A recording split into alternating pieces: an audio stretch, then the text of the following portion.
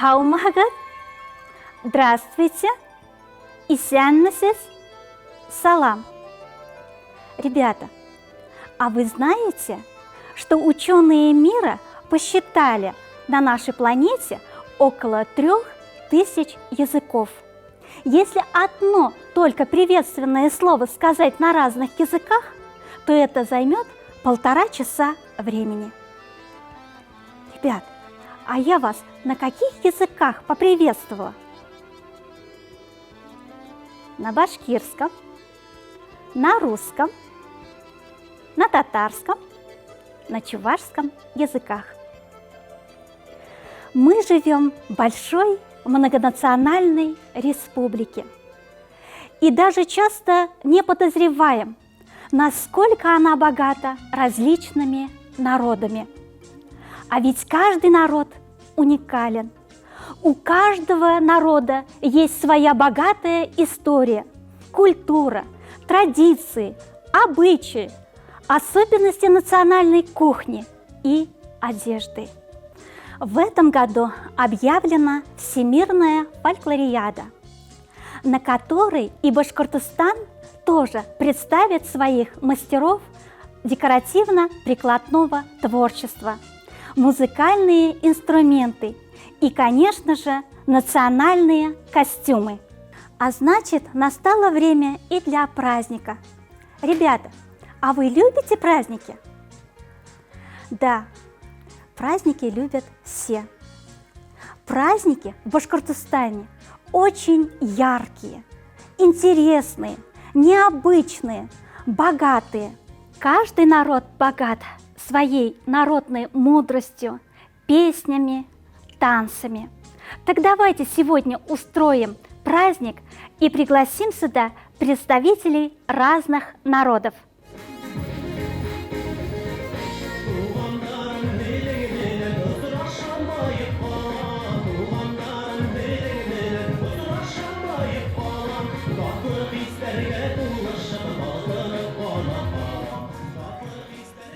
Посмотрите, какие у нас красивые гости. Каждый костюм красив и необычен. Он словно книга. Прочитав, узнаешь много нового, интересного. Давайте мы познакомимся с нашими гостями, с особенностями их национальной культуры через костюм. Вы только прислушайтесь, как звенят монеты у башкирской красавицы.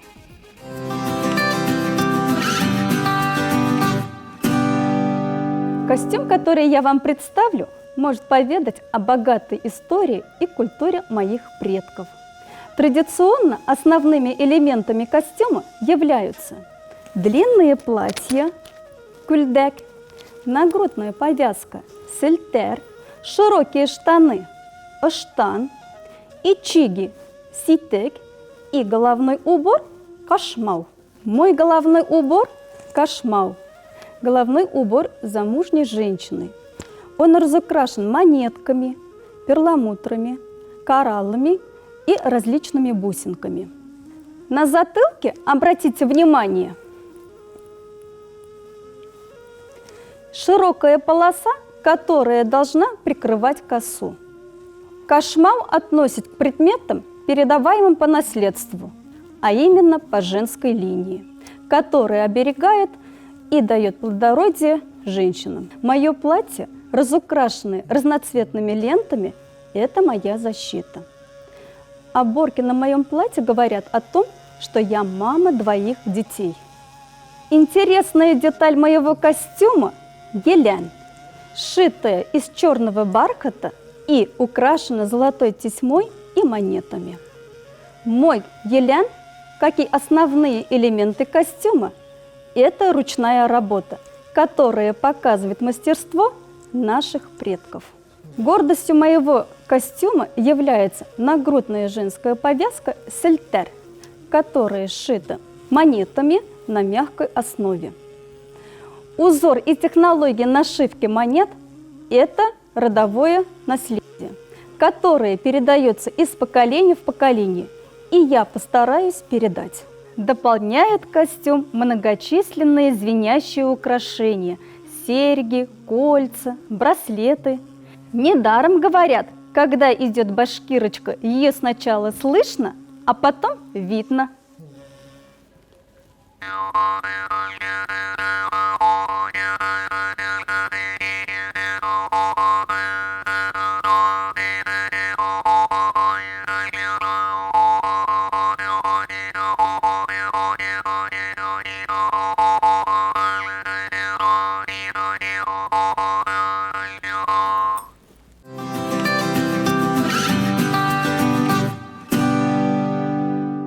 Богатством души и щедростью наделен и русский народ. В напевности и протяжности русской песни отражены просторы нашей Родины, ее красота. А эта красота в его костюме. А давайте пригласим сюда нашу русскую гостью.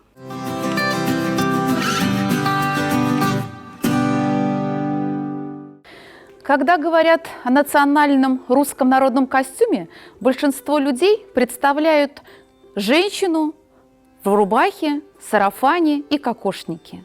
Так какие же особенности имеет русский национальный костюм? В первую очередь, это его многослойность. В некоторых областях России вместо сарафана поверх рубахи надевали паневу. Это юбка, сшитая из 3 полотнищ шерстяной ткани. Поверх паневы надевали передник, который часто называли занавеской или запоном, и фартук. Вся одежда, даже повседневная, украшалась вышивкой. Она для наших предков имела сакральное значение и охраняла от нечистой силы. Одежда шилась из ярких тканей, украшалась бисером, лентами, тесьмой и многочисленной вышивкой. Любой русский народный костюм состоял из рубахи. Покрой ее был простым, свободным и состоял из прямоугольных деталей. Рукава всегда были длинными и часто такими, что закрывали кончики пальцев. Сарафан – это самая распространенная женская одежда. Значение этого слова звучит примерно так – одетый с головы до ног. Сарафаны были нескольких видов – глухие, распашные, прямые. Их шили не только из домотканного холста, но и из парчи, атласа или шелка. Обшивали полосами цветной материи, тесьмой и атласной лентой. Иногда раскрашивали вышивкой или украшались аппликацией. Завершал ансамбль русского народного костюма головной убор. На Руси различались головные уборы для незамужних девушек и замужних женщин. Девичьи головные уборы оставляли часть волос открытыми и были простыми. Это были ленты или повязки. А замужние женщины должны были полностью покрывать волосы головным убором. Русский народный костюм – один из памятников русской национальной культуры, хранитель ее традиций и обычаев.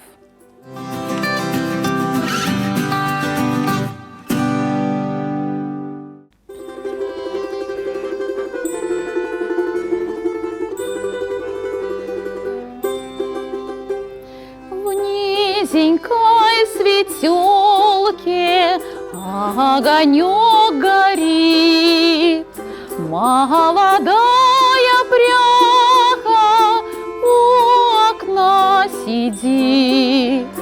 Молодая пряха у окна сидит. Молода, красиво, карие глаза, по плечам развита русая коса. По плечам развита русая коса. Русая головка, думай без конца. Ты о чем мечтаешь, девица краса? Ты о чем мечтаешь, девица краса?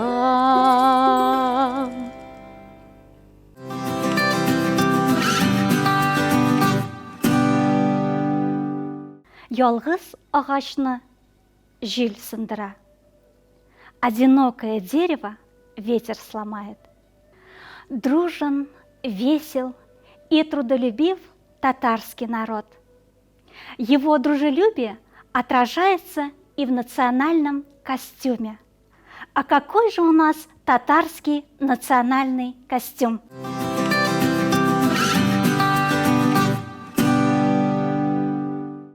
Татарский национальный костюм состоит из платья туникообразной формы кульмек с оборками балайтек. Платье длинное с длинными рукавами. Низ платья рукава украшены воланами. Раньше использовался плотный материал, который можно было постирать каждый день. А на праздник использовалась легкая шелковая ткань, как у меня.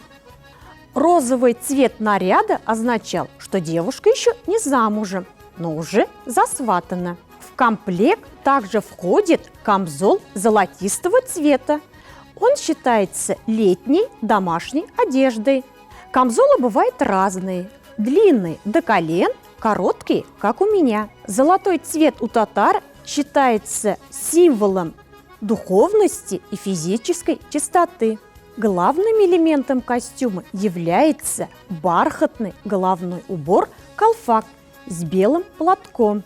Традиционной татарской обуви считались сапоги щитек. Они были узорчатыми и с каблуком. Украшения носили и мужчины, и женщины. Женские украшения были гораздо разнообразнее. Например, серьги, браслеты, бусы, шейно-грудные украшения.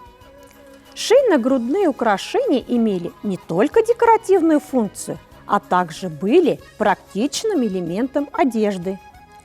Такие нагрудники скрепляли между собой части одежды и прикрывали глубокий вырез на груди.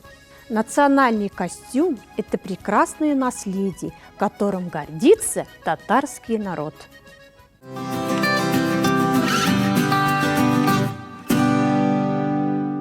Славится татарский народ своей национальной кухней. Готовят они с душой, обязательно соблюдая обычаи. Ребята, а какие блюда вы можете назвать? Правильно, азу, кыстыбый, губадия, ишпучмак.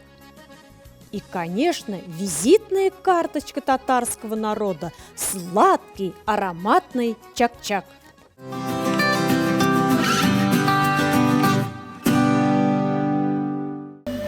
А какой же праздник без танцев?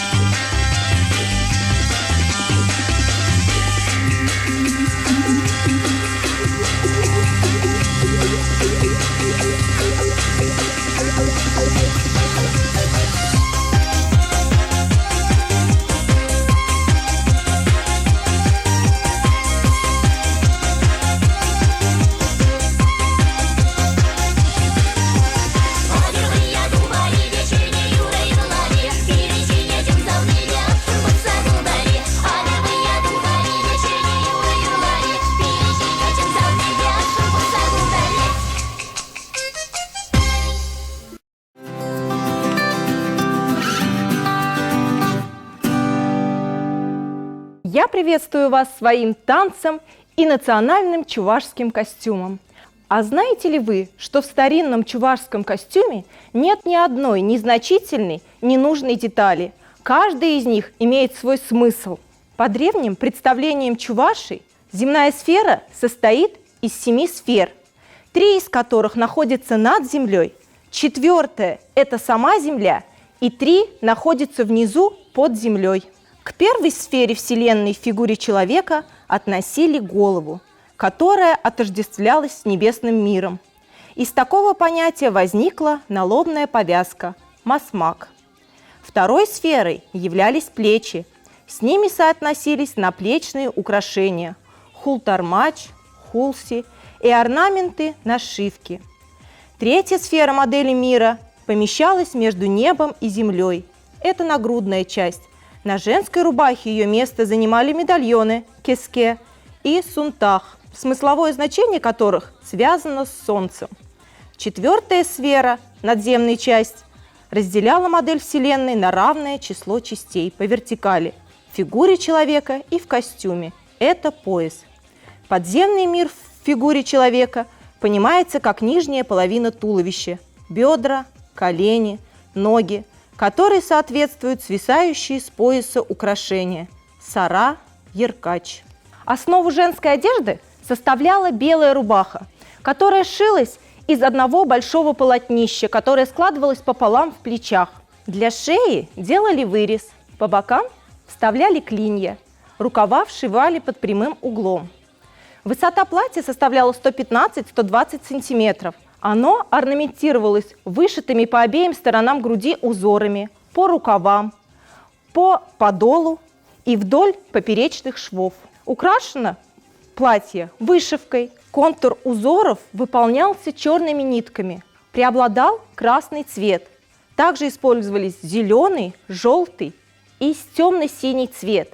По верованиям древних чувашей, эта гамма означает сакральную чистоту.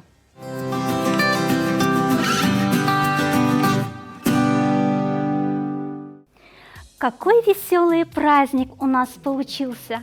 Вам понравился? Как бы вы назвали наш праздник? Ведь на нем мы не только познакомились с национальными особенностями башкирского народа, но и других народов.